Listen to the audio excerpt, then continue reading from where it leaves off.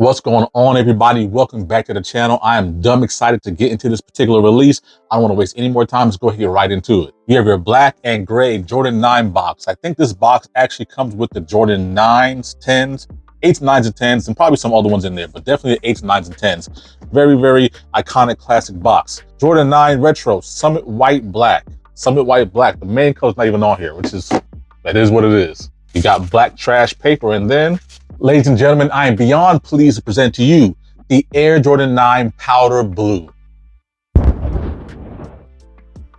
Yes, indeed, there's a lot to talk about. So first we'll talk about the shoe, and then we'll talk about the shoe. Let's go ahead and get right into it. Every video, I always start out on the bottom, on the sole of the shoe. I try to give you guys details about the shoes, and man, I picked a hell of a silhouette to do that on. So let's try to dive right in. As you can see on these soles, we have some intricate details on these bad boys. I try to give you all of them one by one. So down here on the heel, you have a 23 in the background while you have a Jumpman in the foreground. I'm trying to hopefully highlight this guy right here. There's a 2 like this, something like that, and then a 3 on this side. Try to see it, 23 with the Jumpman. Then of course you have a shank plate in a powder blue colorway. And then here, this little design detail is actually a tribute to the Air Jordan 5 Shark's teeth. You see these squiggly lines like you do here with the squiggly shark's teeth. And up top, you have kanji, which I believe are Chinese lettering, which actually means world on here. So again, I'm doing research, so don't quote me if I get something wrong. But speaking of world, you actually have a globe here, kind of a flat laid out globe, flat earth, as it were. That was terrible, that was bad, I'm sorry. Just a flat globe. On the opposite side of that kanji, you actually have 1994 with a star pattern cut out. So you have to imagine this is a debossed pattern inside of the sole of the shoe. It says 1994, the same way it says 23 down here. And then there's a star cut out, debossed from that debossed 1994. It's intricate, it's wild, it's Tinker Hatfield. Then of course you have 10 different words and about 7 different languages or so. Each shoe does have 5 words. And they are dedicated, force, intense, freedom, graceful, sport, independence, athletic, I think it's freedom again, and hope. These are in Italian, Russian, Spanish, German, Swahili, and French. That's it for the bottom of the shoe. Now get into why the shoe is so multicultural in a minute, but let's continue on. Now onto the upper of the shoe itself. Listen, I know some of you leather purists out there who's gonna worry about soft or buttery. This is neither one of those. It's just a nice full grain leather upper on this particular shoe. I actually love how vibrant the white is and compare and contrast to other parts of the shoe. I'll get to that again a little bit later on. Now blending in with the actual white of the upper, the lining actually has a powder blue painted on the inside of it. Hopefully I'll be able to rotate this around to some good angles, but you should be able to see the powder blue lining at various panels of the leather. Then of course, I haven't actually been able to confirm this, but the overall thought process is that this shoe does take some semblance from baseball cleats. As you guys know, this shoe came about after the first retirement of Michael Jordan, and Tinker Hatfield used some inspiration from baseball cleats, at least the upper, baseball gloves, so on and so forth. Again, more on that later, kind of designing the upper of the shoe. As far as the tongue is concerned, you have this black tongue and this kind of mesh material. It's super comfortable and it really, really makes a shoe pop. This black actually makes a shoe stand out, in my opinion, more so than the white and the powder blue. This was a fantastic touch to have this black on here, if I say so myself.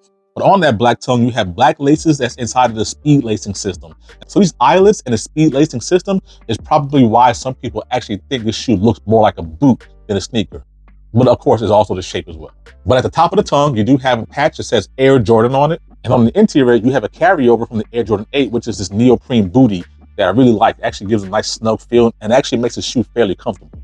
Again, another carryover from the Air Jordan 8. We have a black pull tab, again, attached to that neoprene booty, which again, makes the shoe putting on that much easier. But last but not least, you have a globe here in a powder blue colorway. So now, since we're kind of done talking about the makeup and build of the shoe, some of you will realize this shoe came out as a retro in 2010, I believe it was. And there was a 23 on the back. But guys, Jordan Brand has been in a business of retroing the shoes as they came in their OG form. And in the OG form in 1994, there was no 23 on the back. So if you're a fan of the 23, you might want to go back and get yourself a 2010 pair, because we're all OG out here every day from now on. So yes, ladies and gentlemen, we have the Air Jordan 9 Powder Blue, one of the 4 original colorways to release in 1994. The first being, of course, the white OG True Red Jordan 9, aka the Space Jam. That's probably one of my most favorite Jordan 9s, and I don't have a whole lot of them, to be honest with you. Then of course, it was this colorway, the charcoal, and then finally the olive, which we're gonna have again this year. So if you're an OG collector, it's a good time to get into the Jordan 9.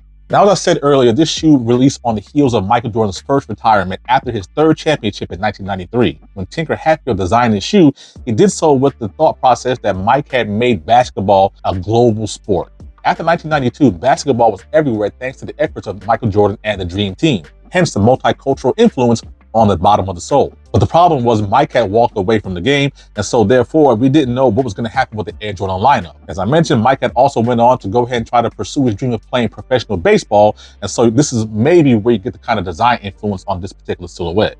Even though Mike never played in Jordan 9s on the court during his Bulls tenure, he did, however, continue to support the shoe. The marketing for the Jordan 9 was some of the best we ever had, especially considering you had the Johnny Kilroy campaign. We had these aliases that he went around faking about his retirement, just kind of showing up random places with mustaches and stuff. It's pretty cool and a nice throwback to 90s marketing. Jordan 9s are not people's particular favorite silhouette, I mean, mine included. As a matter of fact, I've only had 2 other Jordan 9s, which I don't even have anymore. One was the Dream It Do It pack, which was an outlet find during my impulsive early collecting days. And then there was a Jim Red 9, which I did have, but I just kind of didn't like it. So I just had to be honest with myself that I'm not really the biggest fan of Jordan 9s, but this one I actually am a huge fan of. And if I'm being brutally honest, this colorway, the OG Space Jam or the Black, White, True Red, and probably the Cool Gray 9s will most likely be the only 9s I'm probably ever going to own unless I happen to look up on some Dornbeckers or something. But I mean, it's pretty much it. Now, don't get me wrong, on its own, this particular shoe is nice. I mean, I definitely love this shoe on foot. Hopefully you guys can see it a little later on. But the the powder blue colorway definitely has to make its way into my rotation because I do silly shit like this and these and these and these. It's UNC, I just do UNC stuff. I do silly stuff. Don't be like me. But that being said, I do actually like this shoe a lot on its own, despite the fact that it is in the UNC family. And even if I didn't like it, I was going to have it no matter what. But again, don't be like me. The Jordan 9 and the Jordan 10 are unique in the fact that Jordan didn't really play a whole lot in them on the court, especially during his Bulls days. As I mentioned, he did play in the Cool Gray 9s during his Wizard days, but not as a Chicago Bull. All that being said, it does not stop this shoe from having a certain amount of popularity. There's a certain demographic of us folks that just really love this shoe. I mean, they call it a hood favorite. It is what it is. But the fact of the matter is, the shoe does have somewhat of a boot-like look. MJ never won a championship, nor did he do anything significant during his career in this particular shoe besides be 40 and play in Wizards times. And that's about it. I mean, so that's why the shoe probably doesn't have a whole lot of following to it. And I keep mentioning how MJ didn't do anything in the particular silhouette during his Bulls days. And it's weird to me that the actual statue outside of the United Center actually has a pair of Jordan 9s on the feet as he's doing his famous dunk pose. Weird. Now, as far as sizing is concerned, I actually did go true to size. I'm a size 10.5, 11, but 10.5 by far. And these guys actually feel pretty comfortable in a 10.5. Now, the thing about it is, again, as I said, that neoprene booty does give you some kind of feel, like a sock feel, like a Huarache or Jordan 8. So I do enjoy that. Plus, I think there's probably some technology, which I'm sure Nightwing over on Wear Testers will talk about, that in the forefoot and in the back, you kind of feel like it's shoe supporting your steps. So I do like that about this particular shoe. It just feels comfortable. So for me, true to size works the best. For you, hopefully, if you got a fat foot, up half size. Other than that, your guess is as good as mine. Now listen to me very carefully. This is not one of those channels where I hit you with the shock face and tell you don't sleep and all this other nonsense.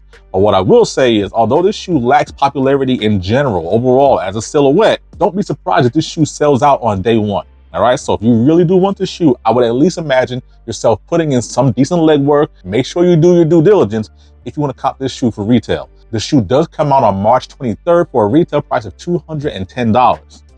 All that being said though, I have been Jay Shoe Fanatic. I'm gonna go outside, put these bad boys on feet with the original socks from this particular ad. I think I should have somewhere here. I made it a point to put that out there for you guys. That's my rant. These are the shoes. Until the next one, I'm out of here.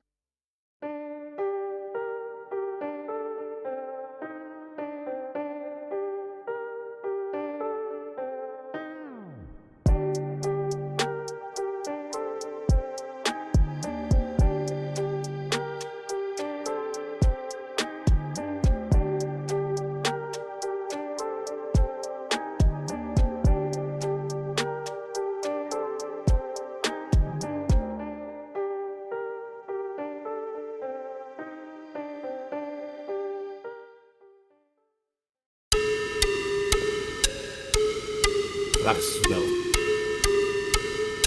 Oh, the original cut. There it is. I might like it better than the 2020 version. So like, and I had to have